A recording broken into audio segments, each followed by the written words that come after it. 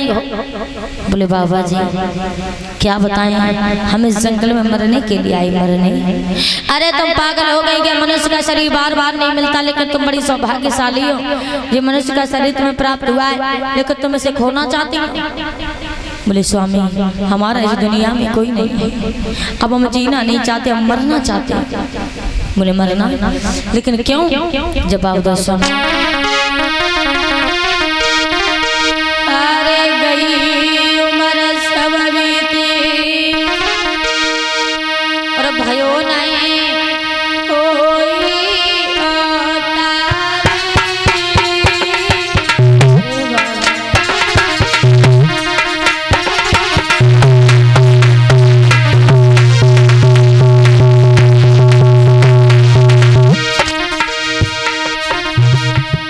अरे गई उम्र सब बीती भयो नहीं कोई आता। अरे जो की रोटी खाए ना हुई रही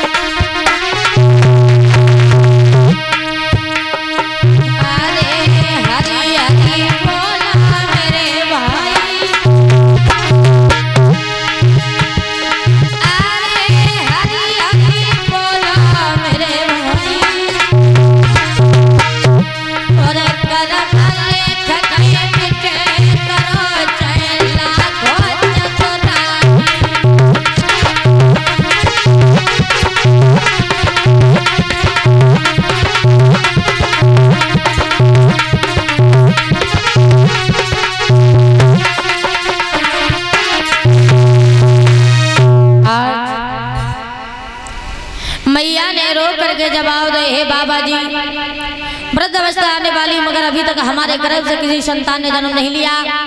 एक पुत्र के लिए मैंने अपने पति का दूसरा विवाह भी करवाया, लेकिन मेरी सौत ने मुझे घर से बाहर निकाल दिया। अब हमारा इस दुनिया में कोई नहीं, हम जी करके क्या करेंगे, इसलिए मरना चाहता। नारद जी ने जवाब दो, बेटी तुम पागल हो गई हैं? अरे एक पुत्र के पीछे मरना चाहती, मरो ना, घर लौट जाओ, तुम्हारे पुत्र पैदा होगा। बोले बाबा जी आप हमें अपनी झूठी बातों में बहकाओ मत। बोले बेटी तुम्हें मेरी बात पे भरोसा नहीं, सुनो कि मोर वचन चाहे पड़ जाए फीका, कि मोर वचन चाहे पड़ जाए फीका, और संत वचन पत्थर की। हम तुम्हें वचन देते हैं तुम्हारे पुत्र पैदा होगा, और ऐसा पुत्र पैदा होगा जब तक धरती आसमान मौजूद है लोग तुम्हारे पुत्र का नाम। ये वचन जब दिया, मैया लौट करके उसी टूटी हुई झोपड़ी में आई और टूटी हुई चारपाई पर लेट गई। और वही महात्मा नारद की बातें मन में सोचने लगी, हे परमात्मा वो कौन सा समय होगा जब हमारे गर्भ से एक संतान जन्म लेगी, वो कौन सा दिन होगा जब इस घर में एक बच्चे की किलकारियां गूंजेगी। और सोचने लगी अरे लेट गई घर जाए और रात को नींद नए आई।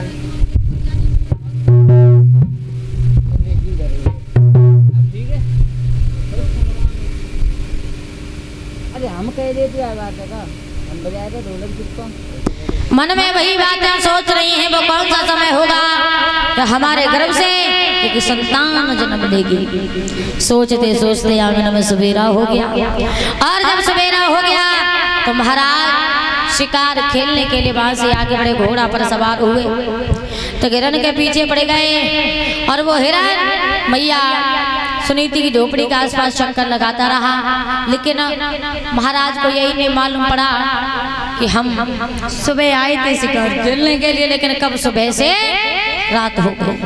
और जब रात हो गई लौट करके महलों की तरफ चले हैं, दरवाजे पर पहुंच गए, देखा दरवाजा लगा हुआ है, आवाज लगा रहे हैं सुरजी सुरजी दरवाजा खोलो, सुरजी आवाज लगा रहे, लेकिन परिचय और दरवाजा तब खुले जब कोई होए।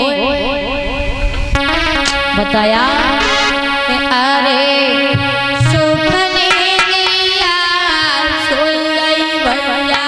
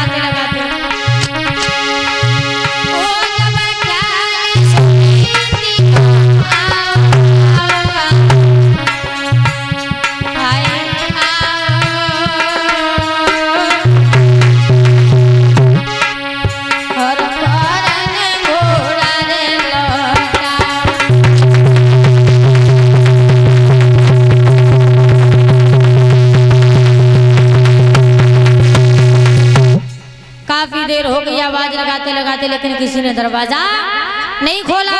जब किसी ने दरवाजा नहीं खोला तो आज महाराज को जब मैया सुनीति की याद आई, तुरंत घोड़ा को वापस किया, मैया सुनीति के दरवाजे पर पहुंचे, आवाज लगाई सुनीति सुनीति दरवाजा खोलो, सुनीति।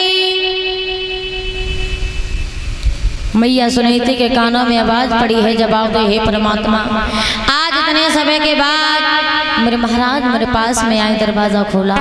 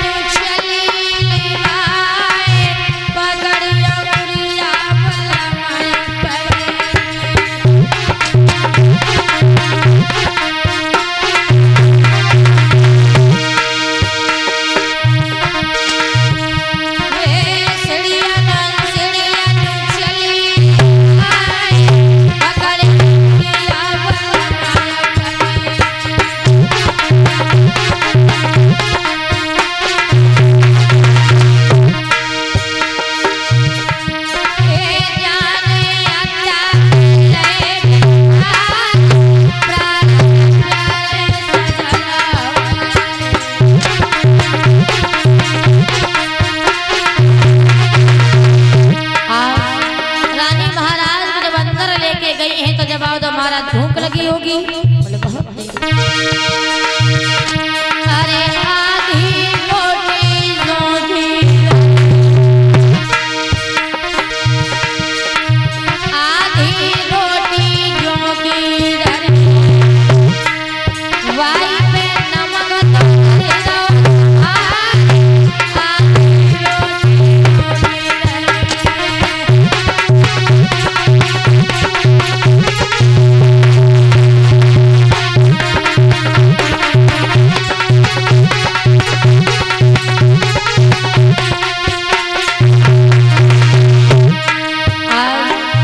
मैया ने वो जौ की रोटी जो थी, आधी जौ की रोटी के ऊपर नमक रखे दिया, तो महाराज ने एक निवाला खाया तो गले से नीचे नहीं गया। आंखों से आंसुओं की धारा बहने लगी। दोनों राजा रानी रोने लगे। जवाब दो रानी, उस समय मैंने तुम्हें बड़ा समझाया था, लेकिन तुमने मेरी कोई बात नहीं मानी।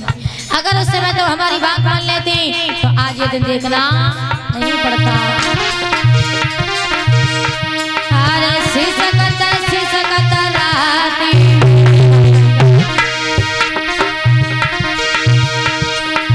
सिसकत राती तोले बुरा हुई, सिसकत राती बीती गई।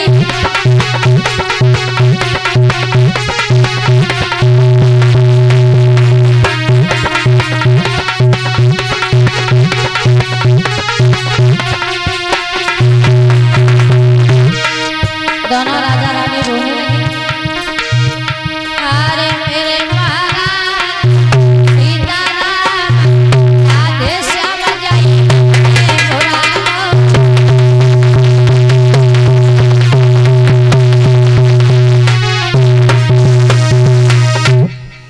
जवाब दो रानी, मैंने उस समय तुम्हें बहुत समझाया था, लेकिन तुमने मेरी कोई बात नहीं मानी। आज ये जौ की रोटी का एक निवाला मेरे गले से नीचे नहीं जा रहा।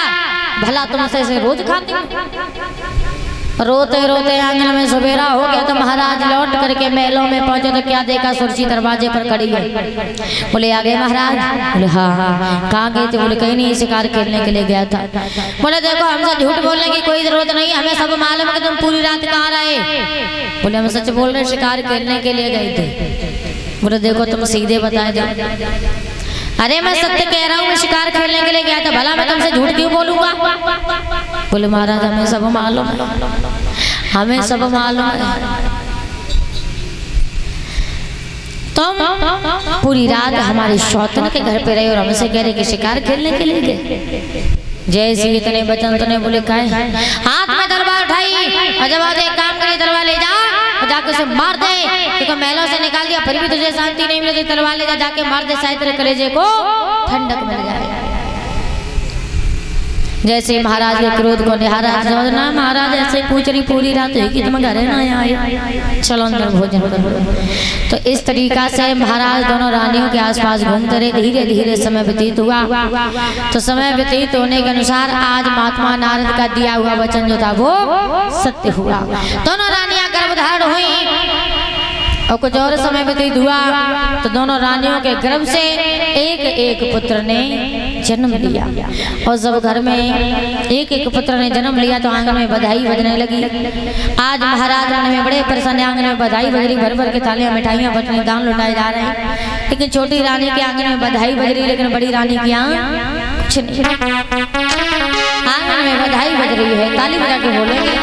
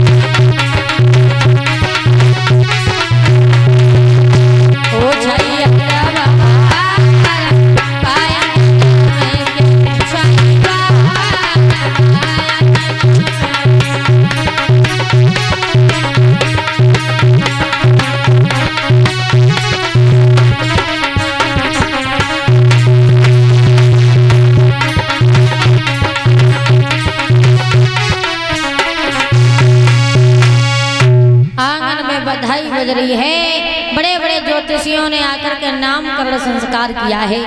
तो बड़ी रानी के गर्भ से जो पुत्र पैदा हुआ उसका नाम ध्रुव रखा, और जो छोटी रानी से पुत्र पैदा हुआ उसका नाम उत्तम रखा। धीरे धीरे समय व्यतीत हुआ, दोनों भैया कुछ बड़े हुए, सियाने हुए। तो एक दिन दोनों भैया खेलते खेलते पिताजी की कचहरी में पहुंच गए। महाराज उत्तानपाद ने देखा तो मन में एक बात सोची है कि उत्तम को तो हम रोज गोद में लेते हैं, आज एक काम करो, आज ध्रुव को गोद में लेंगे। ध्रुव को गोद में उठा लिया।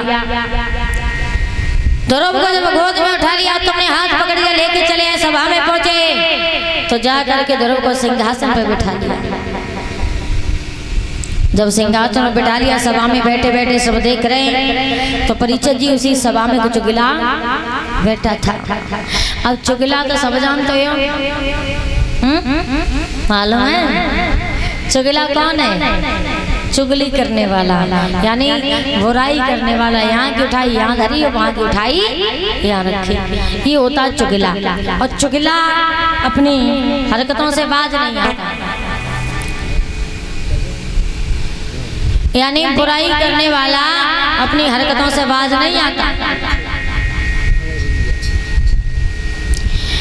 महाराज अगर कोई इंसान थोड़ी मेहनत कर रहा है, अपनी मंजिल की तरफ बढ़ रहा है, तो समाज में कुछ लोग ऐसे जरूर होंगे जो उसकी बुराई करते होंगे।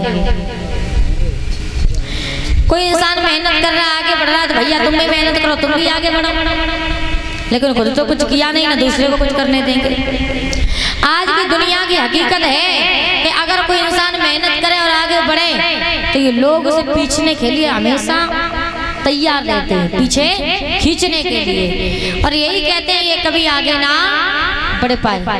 भैया कुछ ऐसी जुगाड़ लगाओ, कुछ ऐसा इंतजाम करो, ये यहीं कहीं रुक जाइए, आगे ना बढ़ पाए। लेकिन कहते हैं ना परीक्षित जी कि जाको राखे साइया और मार सके ना कोई।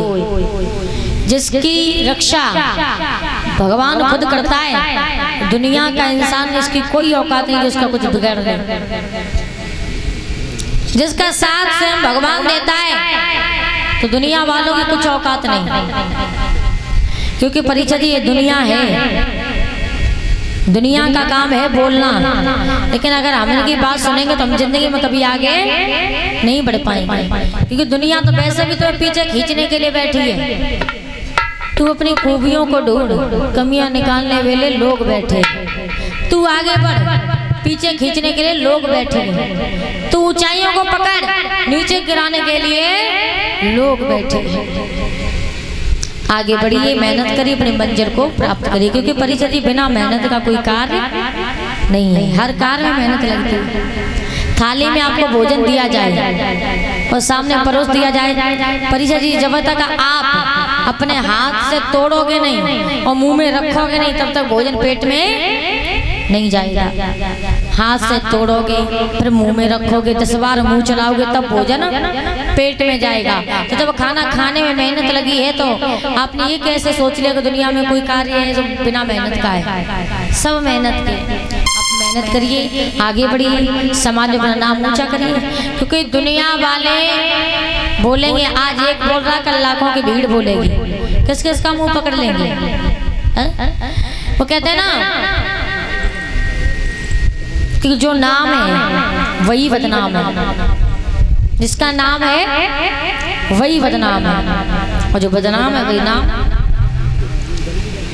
क्योंकि इस दुनिया में करोड़ों की संख्या में इंसान है परीक्षित जी, ये हम अपने हिसाब से सोचते हैं। दुनिया में करोड़ों की संख्या में इंसान है, अकेले हम ही ना हैं। और लेकिन इंसान करोड़ों इंसानों को छोड़ करके हमारे बारे में बात कर रहा है तो सोचो हम में कुछ तो खास बात होगी, तभी लोग हमारे बारे में बात कर रहे हैं। वरना आज की दुनिया में इतना समय कहाँ है किसी के पास? इतना समय कहाँ है जो किसी के बारे में बात करें? अरे आज की दुनिया में 2 मिनट का समय भगवान के नाम का नहीं है। तो अपनी मेहनत करिए। अगर किसी गाँव में 100 घर हैं, किसी गांव में 100 घर हैं और 99 घर में लाइट ना आ रही है, वो 100वां घर उसमें लाइट आ रही है, तो वो 99 जय सोचे कि भैया जाके घर में लाइट आ रही है, हमारे घर में लाइट ना है। अगर जाको बल्ब जल रहा